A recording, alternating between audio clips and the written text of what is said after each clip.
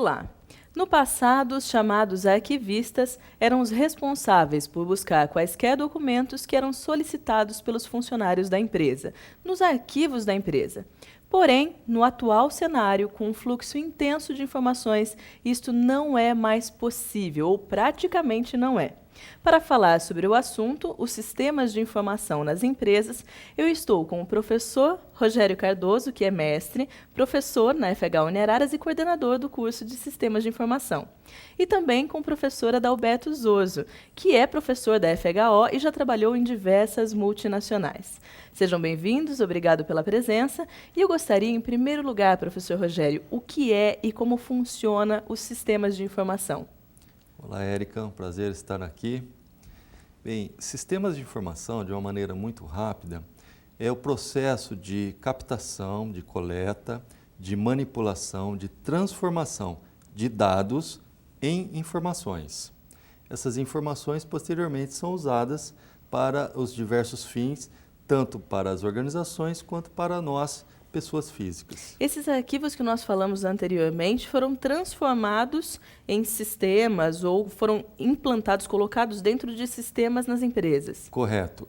Inicialmente, você colocou muito bem, era um processo muito básico de simplesmente guardar dados e, posteriormente, pegar esses mesmos dados, sem muitos processos, e emitir um relatório, por exemplo.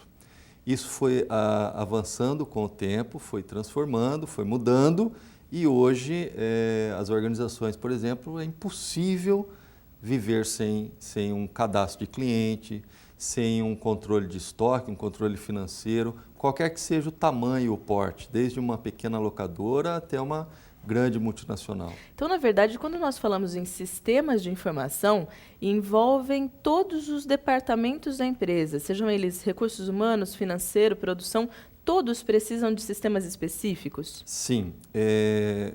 O que está em alta hoje, há um certo tempo, né, são os chamados sistemas integrados, como você bem colocou.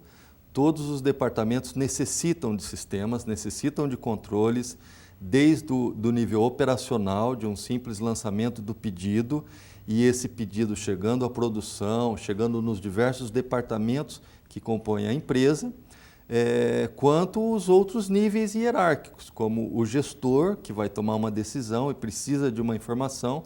Toda decisão, para eu tomar uma decisão, eu preciso de uma informação. Eu vou comprar ou não um determinado livro, uma roupa ou um carro. Quanto custa, como eu vou pagar, são respostas que eu tenho que ter para tomar a correta decisão. E aí nós precisamos de informações que estejam na própria empresa, para saber, por exemplo, um centro de custos. Correto. Né? Interessante pensar nisso em relação aos negócios, mas aí eu gostaria até de já passar para o professor Zorzo. Sistemas são bons, nós sabemos que de fato eles existem, mas como funciona na prática, professor? De fato, os sistemas funcionam, as pessoas gostam de utilizar, as empresas utilizam, como que funciona isso? A prática nos mostra que muitas vezes o problema, nós criticamos a área de informática, mas muitas vezes está nas pessoas também a questão dos problemas na companhia. Muitas vezes as pessoas não alimentam os sistemas, muitas vezes as pessoas até obtêm as respostas dentro do próprio sistema integrado e muitas vezes não sabem interpretá-las. Logicamente, algumas questões de parametrização do sistema, organização, integração, também são áreas chaves dentro da companhia. Então, não importa simplesmente ter um sistema, mas as pessoas que trabalham na empresa, elas precisam conseguir compreender o que o relatório, o que essa resposta dá a essas pessoas para tomar as decisões. O sistema é esse. Exatamente. Além do input das informações no sistema, também as informações que são geradas pelo próprio sistema integrado, conforme o professor Rogério colocou, também a questão da interpretação dessa informação. O que ela é importante para a sua companhia e quais são as decisões que você pode tomar em cima delas. Se você tivesse que colocar um departamento hoje, em qualquer tipo de empresa, pequena, média ou grande, qual um sistema que não tem como ficar sem? Olha, hoje o principal nas cadeias automotivas, nas cadeias de um modo geral, é o sistema MRP, aquele que gera a sua necessidade de material. Logicamente, esse é o primeiro sistema. Logo após tem as integrações via EDI, sistemas eletrônicos e outros sistemas que contribuem com as informações. Logicamente, Érica, hoje, conforme as empresas estão avançando aí ao longo dos anos, algumas empresas estão começando com sistemas mais básicos, Todavia, conforme a empresa vai ganhando corpo, vai ganhando a sua necessidade, aumentando sua capacidade produtiva, ela vai precisar de um sistema mais robusto. Mas é comum, assim, na prática, a pequena e a média empresa utilizarem todos os tipos, ou pelo menos os principais tipos de sistemas? Com certeza, há uma necessidade muito grande, independente do tamanho dela. Logicamente, conforme o tamanho da companhia, vai também crescendo a robustez do sistema. Por exemplo, você não pode pegar um sistema muito robusto para uma empresa muito pequena. Logicamente, a empresa tem pouco fluxo de caixa, não vai conseguir pagar o sistema. Para essa pequena empresa, existe um sistema específico que também funciona muito bem com as outras companhias. Certo. Professor Rogério, por que muitas pessoas atrelam sistemas de informação a puramente informática? Olha, Érica, esse é um erro conceitual, né? Na verdade, a concepção de sistema de informação nada mais é do que um controle sobre o registro de fatos da empresa e, alguma forma, eu tenho acesso a extrair informações a partir desse registro. Eu posso ter um excelente controle, um excelente sistema manual, né? Infelizmente, com o volume de registros, o volume de fatos que ocorre nas organizações hoje,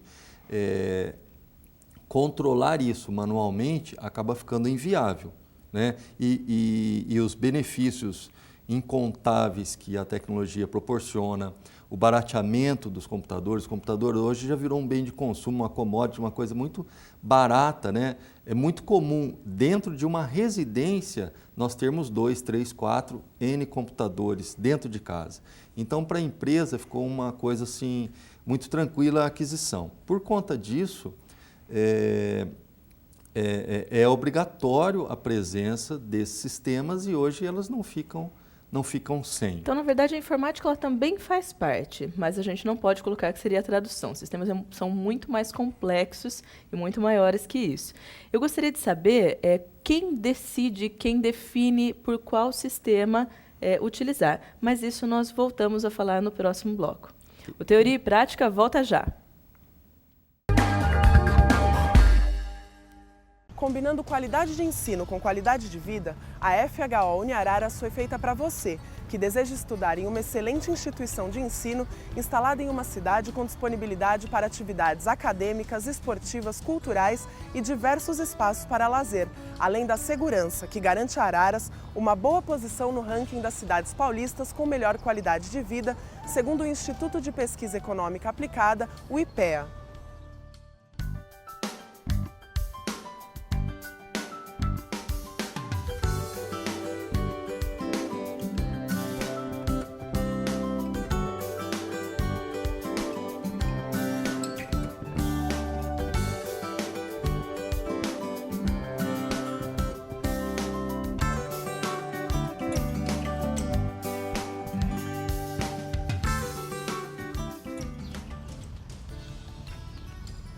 Aqui você tem tudo o que precisa para iniciar uma nova fase e viver a experiência de morar sozinho sem perder a segurança.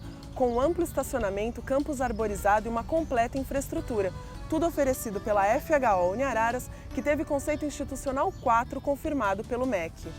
Então, se você procura por qualidade de ensino, sem ter que se preocupar com o estresse do trânsito, medo da violência, arcar com alto custo de vida e respirar ar poluído, você busca um campus como o nosso e uma cidade como Araras, que permite a você ter uma rotina tranquila, contando com apartamentos e repúblicas próximas ao campus, facilitando o seu transporte até a faculdade. Experimente a FHO Uniararas, onde a tranquilidade, a qualidade de ensino e de vida andam juntas.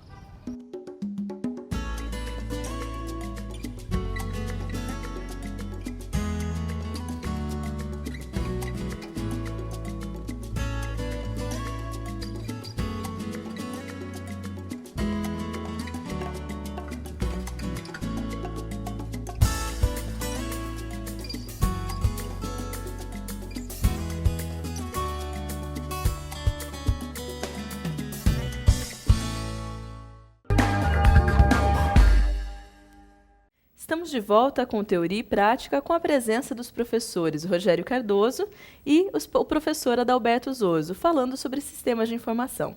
Professor Rogério, antes de definirmos ou de comentarmos sobre os critérios utilizados pelas empresas ao escolher um sistema específico, me defina novamente, por favor, o que são ou quais são esses sistemas de informação. Érica, os grandes autores da área definem sistema de informação como um conjunto de algumas partes. A primeira parte, que é a própria conceituação de sistema. Sistema é um conjunto de itens independentes que, interligados, têm um objetivo específico. Então, o sistema de informação é definido como um conjunto de partes, como eu citei. A primeira delas é a parte tecnológica, constituída de software, hardware, software que são os programas, hardware os computadores, rede de comunicação e banco de dados. Além da parte tecnológica, que é a tecnologia da informação, a TI, tem ainda a presença das empresas e das pessoas.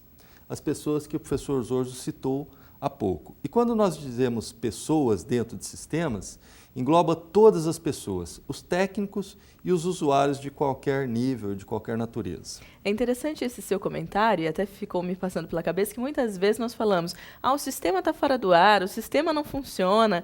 É o sistema, é a empresa ou são as pessoas? E aí, quem é responsável por isso? Pois é, essa questão do sistema fora do ar é uma complicação para as organizações cada vez mais, porque cada vez mais as empresas dependem dos sistemas, né? Existem empresas que um minuto um sistema fora do ar gera um caos enorme, né?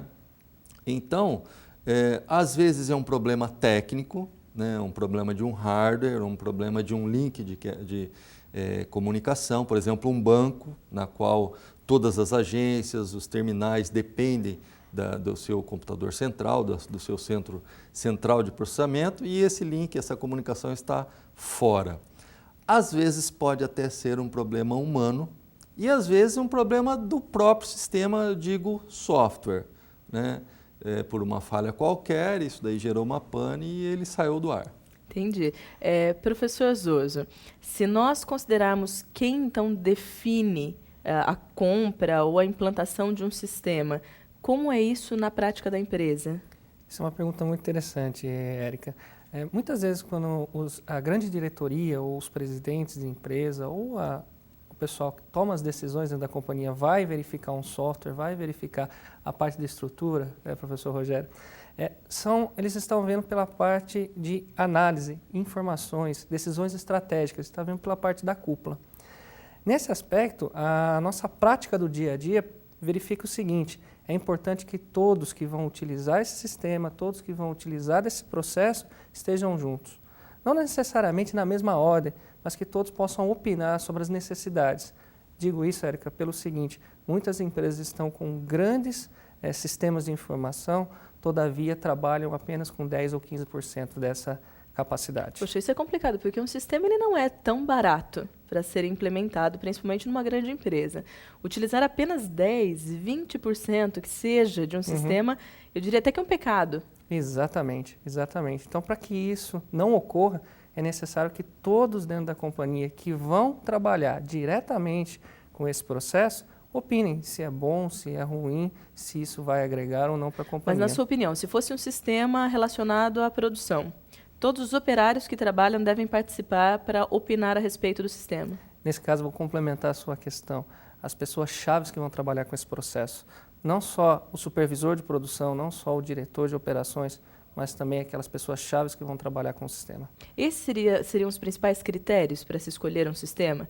Fazer com que as pessoas opinassem para verificar o melhor caminho e definir pelo sistema, ou há algum outro critério que você recomendaria? A prática nos mostra que é interessante que se tenha pelo menos uma base para testar o sistema.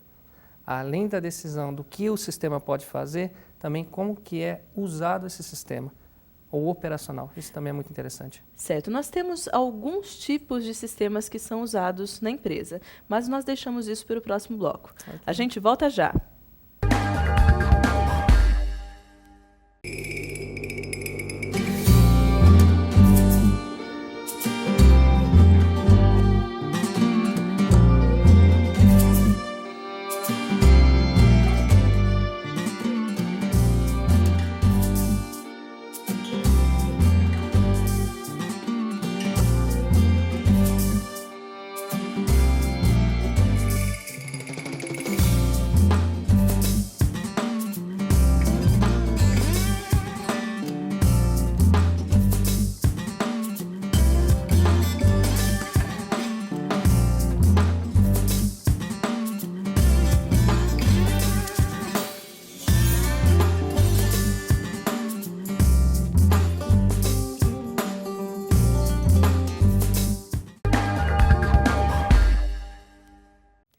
O Teoria e Prática está de volta e nós vamos definir os tipos de sistemas. Professor Rogério, há vários tipos ou níveis que os sistemas podem atuar: nível operacional, de conhecimento, gerencial e estratégico. Eu tenho diversos aqui comigo, mas eu vou já citar um para nós começarmos o assunto: os sistemas de apoio à decisão, que até onde eu sei são usados mais para a direção, para os gerentes. Mas eu gostaria de fazer um link com o bloco anterior, sobre os critérios, por exemplo, utilizados para a escolha desse tipo de sistema. Ok, Érica. Foi muito bom resgatar o assunto, né? O professor Zorzo comentou no bloco anterior, e eu queria ressaltar, complementando as palavras dele, um critério extremamente relevante para qualquer tipo de sistema, independente do nível desses diversos que você citou aí. É a questão dos requisitos, ou seja, sistema de informação é ferramenta. Então, portanto, ele deve estar a serviço da empresa e não o inverso. Sim. Eu não posso pegar os processos da empresa e moldar os processos ao sistema por um engessamento do sistema. Então, basicamente, as empresas podem desenvolver o sistema internamente, elas podem comprar um produto no mercado e elas podem terceirizar ou alugar sistemas. São as modalidades praticadas hoje no mercado pelas organizações. Eu elenco como principal critério, né, nesse processo o levantamento dos requisitos, ou seja, profissionais da área de TI e da área de gestão, e aí o administrador tem um papel fundamental, as pessoas-chaves, que foi o termo que o professor Zorzo citou no bloco anterior, são fundamentais, ou seja, montar uma equipe que vá fazer parte deste processo que inicia com o levantamento de requisitos. De fato, o que a empresa precisa? O que ela deseja com o sistema?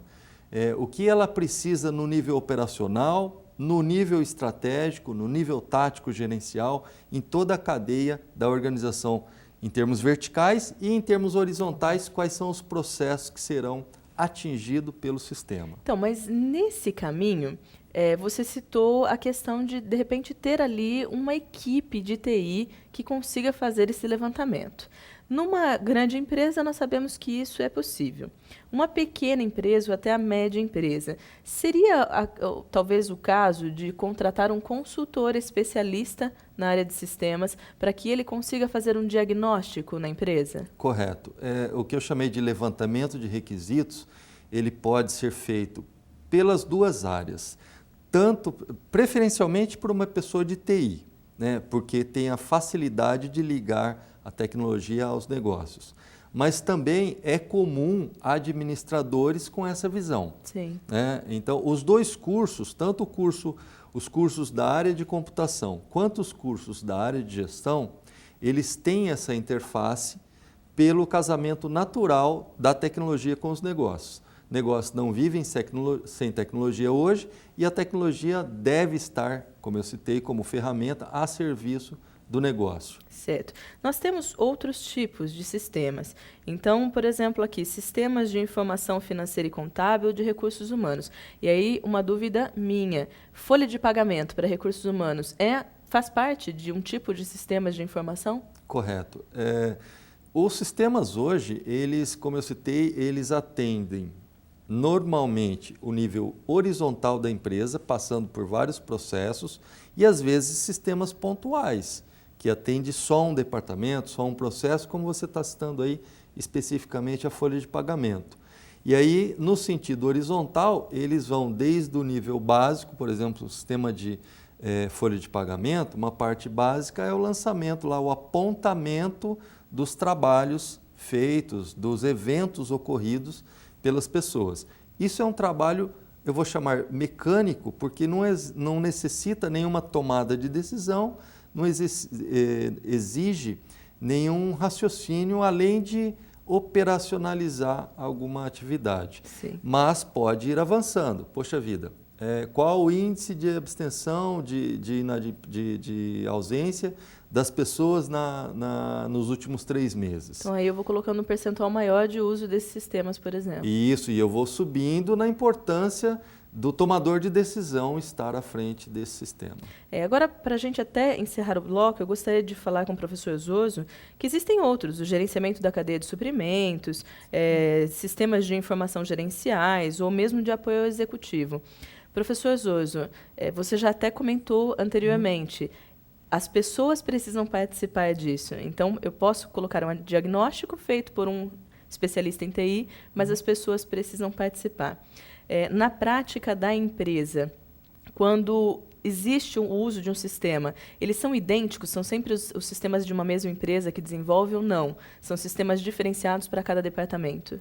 Esse é o grande desafio que a gente possui hoje dentro das companhias. Tá? Cada sistema, o esqueleto dorsal dele, ele é único. Todavia, vai se parametrizando cada necessidade de cada companhia.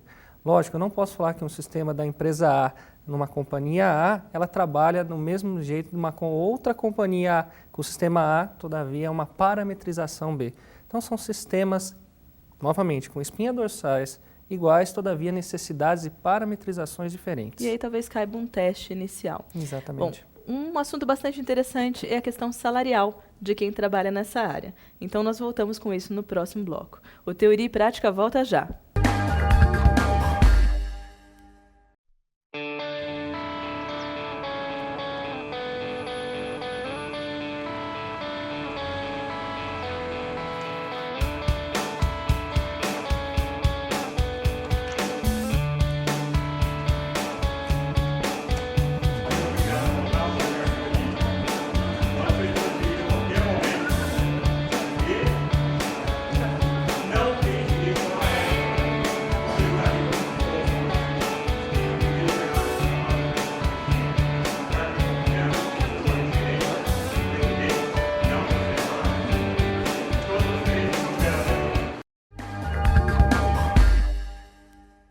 Teoria e Prática está de volta e com a presença dos professores Rogério Cardoso e Adalberto Zoso falando sobre sistemas de informação. Professor Rogério, a questão salarial, como ela está no mercado? Érica, o mercado de tecnologia, especificamente da computação, está muito aquecido, né? Como nós já citamos por várias vezes, as empresas dependem totalmente de tecnologia hoje. Portanto, existe uma escassez de profissionais, principalmente bem capacitados, bem formados, e que dominam não só a tecnologia, mas que sejam capazes de fazer a integração da tecnologia com o negócio e colocar a tecnologia a serviço do negócio. A região de Araras, né, e as cidades que estão ao seu entorno, elas praticam um bom nível salarial. Digamos que hoje nós temos, inclusive, como alunos do nosso curso, que estão estagiando e recebendo aí salários na faixa de R$ 1.200 até R$ 1.500 como bolsa auxílio salário. Isso enquanto alunos, enquanto não alunos, estão formados ainda. Enquanto alunos. E profissionais iniciam. Hoje a gente tem um levantamento aí preliminar sobre isso, que informa que os salários estão para recém-formados, a partir de R$ 1.500 de profissionais iniciantes nessa área. É claro que para as grandes cidades o patamar é um pouco mais alto. Já modifica também pela condição de vida que são exigidas na sociedade. Acompanha o custo de vida das grandes cidades. Certo. Nós, em alguns sites, são informados até 11 áreas, 15 áreas que se relacionam a sistemas de informação e alguns salários em relação a essas áreas. Eu selecionei aqui 2 áreas que eu achei que são bastante promissoras e também mais relacionadas a sistemas. Então, sistemas puro, onde é responsável pelo planejamento, desenvolvimento e implantação de projetos de TI dentro da empresa. E eu achei bastante interessante esse quadro, porque ele já divide pelas regiões do Brasil. Então, entre Norte, Nordeste, Centro-Oeste, Sudeste e Sul. E não há uma diferença tão grande. Eu imaginava anteriormente que poderia haver, por região, uma diferença grande salarial, mas não há. O que há, sim, são em relação aos níveis, os cargos que essas pessoas atuam. Em sistemas, por exemplo, nós temos desenvolvimento, supervisão, gerência e direção, com salários, em média, de 3.000 para iniciantes, né, em desenvolvimento, e salários aqui que chegam a 17.000 para cargos de direção. É possível, então, que esse aluno possa chegar à direção, nesse cargo, por exemplo, e conseguir um salário como esse? Com absoluta certeza. Com absoluta certeza. Nós, da primeira turma, nós estamos na segunda turma do curso de Sistemas de Informação, aqui na Uniararas. Nós temos vários alunos que se dirigiram para grandes cidades, por exemplo, capitais como São Paulo, e estão muito satisfeitos com a questão salarial. E não só a questão salarial, mas benefícios que estão atrelados a contratações. A área de TI, aproveitando a questão salarial, ela é basicamente, as empresas contratam profissionais via CLT, processo formal, mas também existe um grande percentual de empresas que faz contratação via pessoa jurídica, via terceirização. Então, eles contratam essas pessoas, os profissionais da área, no papel em que eles são não consultores, mas prestadores de serviço, tanto na área de desenvolvimento, enfim, nos diversos escalões aí das empresas. Esse seu comentário foi bastante interessante, porque eu tenho diversos amigos que trabalham na área, eles até brincam, a gente pode colocar a hora que quiser o currículo na internet, que emprego tem. E os salários, de fato, eles estão bastante satisfeitos com isso. É fato. Então, nós temos mais uma área aqui de tecnologia de informação, então de TI, para quem aí acredita que é só informática, né, para tirar esse tabu, mas a mesma situação, nós temos aqui iniciantes numa faixa de R$3.400 até R$18, R$20.000.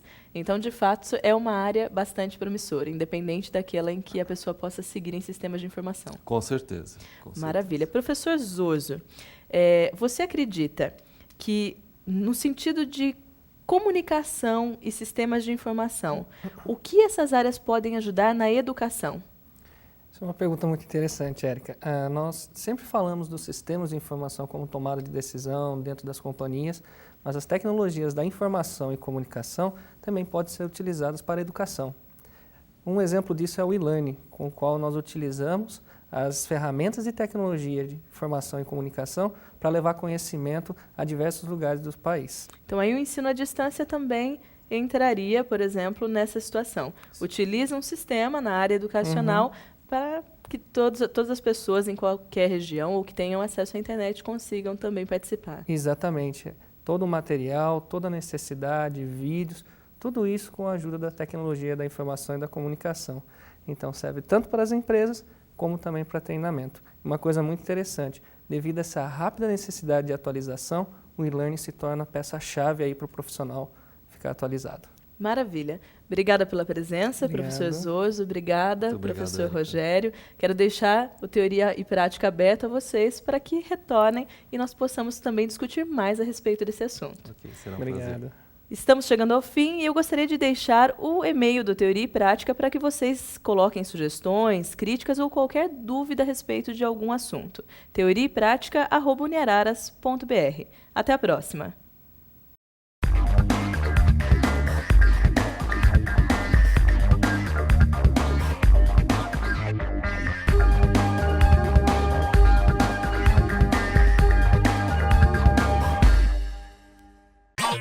Bye.